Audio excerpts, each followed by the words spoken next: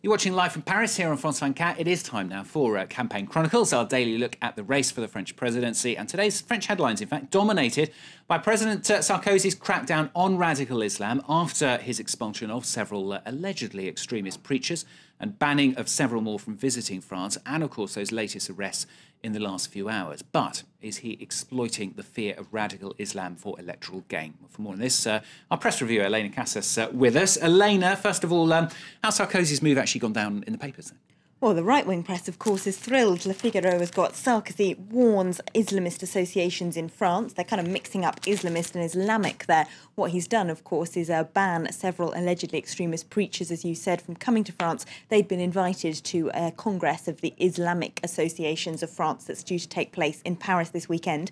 The right-wing paper reports that he wrote a letter to that group saying that no hate speech or anything inciting violence or religious hatred would be tolerated. So he's cracking down quite hard. Of course, for Le Figaro, that's exactly what needs to happen. But a number of other papers are starting to criticise whether or not, just 2.5 weeks from election day, this crackdown on radical Islam isn't a bit too convenient. If we look at the cartoon on the front page of Le Monde, they've got an Islamic cleric there surrounded by security cameras with Sarkozy behind him holding up a locked ballot box. The implication clearly being he thinks he's locking in some votes this way. Inside in that paper, they say that actually, a lot of these clerics that have now been banned from visiting France visited here quite recently and gave speeches that didn't really attract any attention from the intelligence services. So is he trying to cover up, perhaps, fears that intelligence services may have missed something in the case of Mohamed Merah that could still be embarrassing? And is he trying to make a blatant ploy for Marine Le Pen's voters after she's been going around saying, I've been saying for years that the threat of radical Islam in France has been underestimated?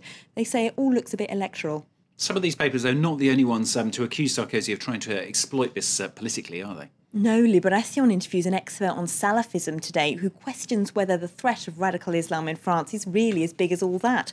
He says that actually it's been declining for years. Al-Qaeda generally is finding it difficult to recruit in Europe, as in the Middle East we can see they've been effectively overtaken by the Arab Spring and pro-democracy groups. And here in France, those clerics that were a bit extremist in their thinking have been keeping a very low profile for the last few years after a number of previous crackdowns by the intelligence services under the Sarkozy government. So similarly, the website Rue 89 is talking about the alleged plot that these people were involved in, which was supposedly to kidnap a judge in Lyon. But they say that the judges' union there has said they're extremely worried that the government might try and make political capital out of this, and they're very keen that they don't do so.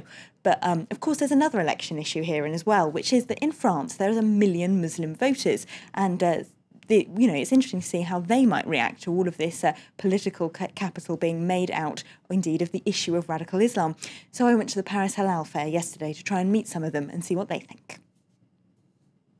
Sparkling non-alcoholic wines, gelatin-free sweets and foie gras, the products at the Paris Halal Fair have come a long way from the corner butcher you might normally associate with halal. France's Muslim community has come a long way too. Buyers and sellers here are second and third generation migrants with good jobs who want their contribution to France's economy to get noticed. Halal is only talked about negatively by people who don't understand it. But halal is also positive. Look at the number of stands that are here, the number of countries who've brought their products. Halal creates exports and jobs and businesses. That's what we should be emphasising, above all, in a time of crisis. It's a big market and a big voter demographic. There are at least 1 million Muslims registered to vote in France. Politicians haven't done much to appeal to them, though, attacking halal meat and making the fear of radical Islam into a campaign subject. Many say it's pushed them away from politics. There isn't really a homogenous Muslim vote.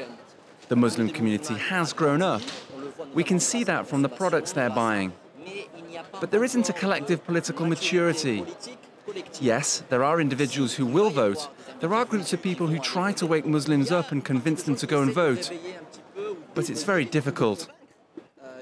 Personally, I won't be voting.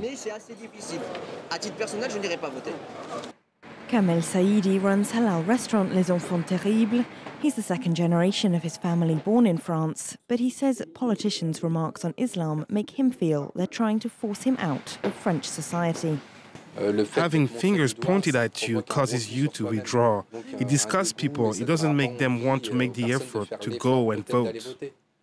In trying to woo the far right, some French politicians seem to have forgotten Muslims are also voters, but many now feel too disenchanted to cast a ballot. That's the latest on the controversy. Elena, thank you very much. That's Elena, our paper reviewer, back with us, of course, tomorrow here on France 24. And that was today's Campaign Chronicles. Let's have a look at the rest of the news headlines. And the military junta in Mali proposes a